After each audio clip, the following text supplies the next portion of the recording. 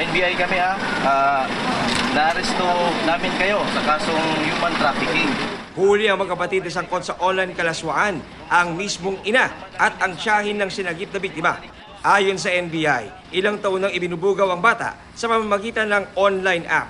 25,000 piso raw ang alok kapalit ng face-to-face na live show sa mga dayuhan sa isang hotel sa Quezon City.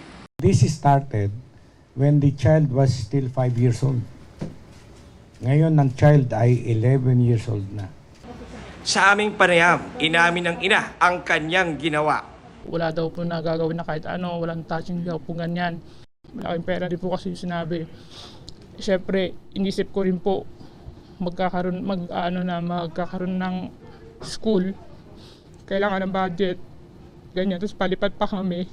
So yun yung naisip ko na pinaka best na way para makuha ng pera. Trauma na ini-experience ng bata ay napakagrabe. Kaya nga, hindi ito ordinaryong online abuse lang, kundi qualified dahil nanay niya mismo. So, no bail is recommended.